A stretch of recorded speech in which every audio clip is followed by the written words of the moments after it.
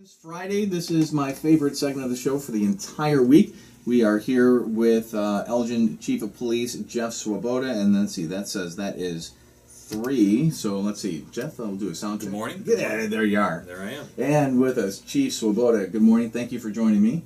Absolutely. How you doing this morning? I'm doing, right? Came in, you brought me a coffee, and like I told you, I don't normally drink just plain black coffee, but it looks like there was a mix-up there, but it is incredible today. Sounded like you knew it. I could brought you something else, but it wouldn't have been appropriate. Regardless of how it was made. It was Friday night. Perfect. There you go. I could have used one of those too, maybe. Rough morning, but hey, you're doing fantastic. Thank you. Learning on the fly. Yeah, right? And yeah, it was one of our people said, hey, that's kind of Radio 101. And I thought to myself, the person that said it, hey, you're the one that trained me. Yeah, I heard Mike call. I'm going to hold it. I'm going to hold that against him. I thought he might come in. We can get the band back together. Right? And have a little... He'd love to do that once in a while. Yep. All right. Busy week. We did... I'm going to go back to our last Friday show. We had information that was late breaking, kind of, and first reported here. There was a shooting late Thursday night of a girl, and you had said you didn't think that it was anything severe or major in terms of injuries. You know, it wasn't like life-threatening or anything like that. Any shooting is major, right? But as it turns out, yeah, this was Friday night or Thursday night at about 10:20. A group of people walking around State and Highland. Vehicle came up. It looks like maybe words were exchanged or something like that. And someone fired a shot from the vehicle, hit a girl in the leg. Superficial injury, it sounds like. This is all I have on that, but I don't know if there's anything more that you can report on that. Do we have anybody in custody for that? Are there suspects that we're chasing down at this point? Known anybody? Not at this point. We have our investigative units working on it as we speak, but there's really nothing more. Pretty much what we talked about is what we have. Words exchanged, a group of people walking, a couple people in a car. Words exchange. We're looking back to see if it was involved with other incidents we had earlier in the evening that night. But nothing much more to go on other than pretty much what we gave out, but no descriptions on anything. It's got to be one of the most frustrating types, right? A group of people, it sounds like, right? There was more than 2 or 3 maybe walking. A group of people in a car. People know something. Well, the ones we have that we know are the ones walking, and they've been talking with us and haven't, you were right with the injuries, that she had been treated and released.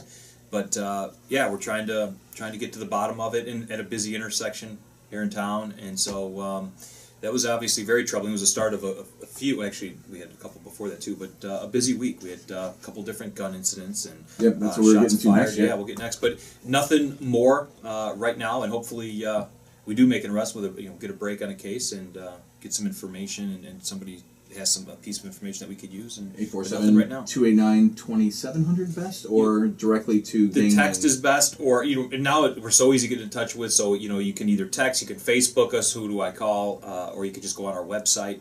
And if you just call the general information number of the police department, if you're not worried about anonymous, and just get transferred up to our detectives. 847-411. Put Elgin PD at the beginning, and then the body of the text, and that will route it to you that way with putting Elgin PD at the beginning, right? Exactly, so, and then that 847-411. Would that, if I put in Huntley PD, would that then go to Huntley? Do you know? No, it's a service that we do, so I'm not sure who else does that. Okay. But if they're on board with the same system, it would be. But I'm not sure. Yeah. Friday and Saturday then, a couple different shootings, and here, again, weather's turning, getting nice, people are getting out of the house, right? Unfortunately, usually, as we talked about, I think a couple weeks ago, sometimes you'll see an uptick in certain types of crime and a downtick probably, right, in others. But here we had a Friday night shooting and a Saturday night, and this one, 21-year-old male Elgin resident, this was the one from Saturday, I believe. It left one person hurt early Saturday morning, struck in the cheek with a gunshot. Again, it sounds like the same thing. A vehicle drove up, 2 people walking near the intersection, Dwight and Liberty. Shooting occurred after a brief discussion between people in the vehicle and the 2 on the street. Scary. Yeah. I mean, just people just driving by. Well, right, yeah. There was some exchange going on, and we are working with the victims and talking and getting descriptions, and our gang unit's heading up that case. But yeah, again, some discussions going on between the people walking and the people in the car, and somebody again goes right for a gun, and shots are fired, and that was one Friday, yeah. And so yeah, this was, like I said, a very busy couple days where we had multiple shootings. And we never blame anything on the weather, obviously, right? But in the wintertime, you don't have as many. When it's 20 below zero, we don't have as many people walking around, and so it's these casual chance encounters that provide an opportunity for somebody to do this. But at the end of the day, it's just people who are choosing to go for a gun. I mean, you don't blame the weather, you blame the people who, again, it's quite the cowardly act to go straight for a gun and shoot out a window at people walking around. The Saturday morning incident that was about just a little bit before 3 in the morning, the part that I found in the press release, probably most interesting to me anyway, right, was that it was an officer on patrol near the area of McClure Avenue and Mill Street that heard the gunshots in that case. So in the right place at the right time, it must have been nearby, predictive policing? Is this just a regular beat, that was going on? I don't know. I don't even know if you know the answer to that necessarily. Especially at night, you can hear a lot. I mean, in gunshots, you can have blocks and blocks away where we can hear those. So yeah, the officers were in the area. I'm not sure if they were finishing up a call or just driving around and heard it. Saw a car speeding away and was able to make a traffic stop. And fortunately, unfortunately, we stopped the victim car and were able to get the victim identified, uninjured. But definitely another incident that now we're working backwards and seeing where that person was the day before. Any conflicts with anybody, and talking with her. So nothing more on that. And it's I like to have these conversations and end it with, and we got somebody in custody, or we'll have somebody by Friday. But quite honestly, these last few that we're working on, I know we had a meeting earlier in the week, and the gang unit and major investigations division is working these cases nonstop, and these are some tough ones right now. Anyone with information or anything relevant to the case and like to give information about that, 847-289-2646. I believe that is the Major Investigations / Gangs Crimes Unit. Also, there's a crime line, 847-695-4195. Or, like you said, text, Facebook, anywhere in there. Texting again, 847-411, Elgin PD at the beginning. The way your Facebook page is set up, are you able to direct message you if they don't like the page? And I think that comes up under then the other messages section, because you'll have your messages from your friends and your followers, but you can still send a message to someone on Facebook, but there's like a separate mailbox for that comes up as other. I see the nodding in the corner by the one who runs our Facebook page, so it sounds like yes, that is correct. I just found out about that a couple weeks ago. That's my Ed McMahon. Yes, that is you are correct, sir. Yes. All right. After receiving complaints about drug activity at home in the 1400 block of Todd Farm Drive, Elgin detectives conducting surveillance find a package being delivered to the residents. I love these just because you got a guy, I guess, maybe walking out of the house. I don't know. Was this one of the cases? Because I know this is a big thing now where people are having things delivered to people's homes, but they only know that the person's not home during the day. Right. And they might be home or waiting for the package and walk up and say, oh, yep, that's for me, thanks, and they take the package, but they don't actually live there. Yeah, that there's a variety of ways this goes. That something gets mailed, and it gets mailed to the house next door where somebody's working and they're just not home during the day, or it's a foreclosed home that nobody has been in for months or what have you. In this case, it was delivered to the home, and the person accepted it as it was delivered to their house and brought it back inside, and then later left, and we did a traffic stop, and one of our canines were able to hit on the car and discovered it to be marijuana. 3 pounds of cannabis, estimated street value $24,000. Is that a lot of money for that amount for cannabis? Or? We do the street value based on it, and sometimes it goes up and down depending on where it's inflation?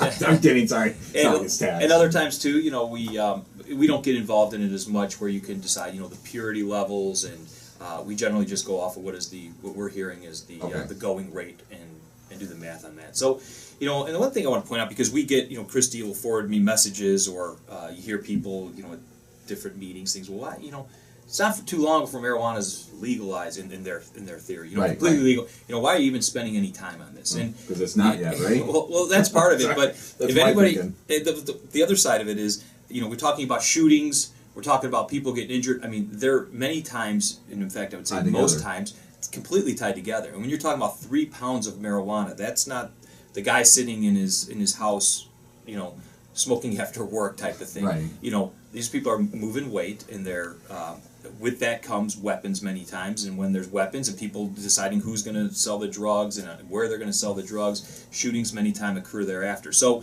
it's got a domino effect. And so many times when we're going after small offenses or working on small amounts of marijuana, it could be to go up the ladder of where'd you get your marijuana from, where did you get your cocaine from, and so. To suggest that we shouldn't address these types of things, that they're not related. This wasn't legally grown marijuana that was for medicinal purposes or anything. Yeah, so right. Point taken. I like the term "moving weight." Let's somehow try to. And I know what you're referring to is the larger right. amounts of marijuana, but I'm going to try to work that into my everyday. Moving weight. There you go. Moving weight. I like it. It kind of makes me feel policey. Oh, there you go. Yeah. There was an incident of I believe, an attempted armed robbery. Press release put out by Anna Lally. Good morning, Anna. And this was on May 4th at about 7:30 p.m. This is in the area, I believe, Kimball Street and Grove Avenue. Isn't there? Right. I don't know if this has anything to do with it. The carnival is right there. Is that even opened yet? There is. Yeah, it was last weekend, okay. and it started and it's Thursday through Sunday. Okay. Yeah. So that is right there. So yeah, we had it on this Sunday night. During the carnival? Like, was it? It was during the hour. It wasn't in the carnival. Okay. Okay. It wasn't in the carnival. That's scary. Whether or not I don't know that we know whether the suspect was physically there, but we do know that the victims were there. But again, it didn't happen in the carnival. But people walking to their car, and eventually were approached by a couple subjects. One person pushed down, and a handgun displayed, and officers, actually one of our detectives that were out there, eventually made a stop on some kids in the area, and turned out to be the kids who did this, and had a gun on them. Turned out to be a pellet gun, but nonetheless in the dark. And when we've talked about that before and how real they look. So. Oh, how real they look, and when you've got a gun scared. sticking in your face and asking for your wallet, you don't care if it's you Is assume that it's a real gun? Right? Right. Yeah. And so that's why we take also such a strong stance on these pellet guns. And if we catch somebody with a pellet gun, we have no tolerance whatsoever for giving breaks. So a kid walking down the street with a pellet gun in his back pocket, that's against city ordinance, and we're going to be charging that. And we're going to take the gun and we're going to destroy the gun. And so there are some. And in years past, we used to go across that and find out there was a call of a group of subjects in a car walking down the streets, and there's a gun involved. Multiple officers respond. We eventually make an arrest, and then, or we eventually stop them, and then find out, oh wait, it's just a pellet gun. We'll let them go, and that's not the case anymore. So we have an ordinance against it, and we make the charges at that point. Just a couple of minutes left. 7:57 right now, and I know you do have somewhere to get to, so we'll be hitting the top of the hour, dead on. I promise you that. You promised me that. I promise you that. No problem. One last thing that I want to talk about here, and leave that then for the last minute or so for you, if you had anything that you wanted to talk about or anything going on meeting-wise, things like that. Traffic-related issue, we talked about this, I think it was last Friday maybe, or even Thursday, kind of live. Boom, pops up on Facebook. We're giving the traffic report here. I happen to see it, and hey, everyone, just FYI, there's a traffic-related issue, Shales Parkway, between East Chicago Street and Route 20. We were able to get that out live on the air. It was out on Facebook immediately, and I think it was hazardous road condition put down. It turns out it was a diesel spill. Right. And very slippery diesel spill. Yeah, as we say, like an ice skating rink almost, or I didn't go out there, but that's what I was told, and it was like a sheet of ice, and so cars spinning, and it was difficult. So worked with Public Works and got many calls, and 311 as well, and we were able to get Public Works out there and put some product down to lessen the impact on the drivers. But it was a very fluid situation that as soon as we had the information, we got it out on, Christy did a nice job getting it out on Facebook, and then you guys on the radio. And so our hope is, again, as we've talked about, and why we do Facebook is and social media and Twitter, is to real-time stuff like that. So people are driving and they're a few blocks away, like, okay, I'm going to make a left here instead of a right and go around this, and then that saves everybody. Yep. All right, Jeff, we've got just a little over a minute. We're going to definitely, like I told you, hit the top of the hour so that you can get on to your meeting this morning. Thanks.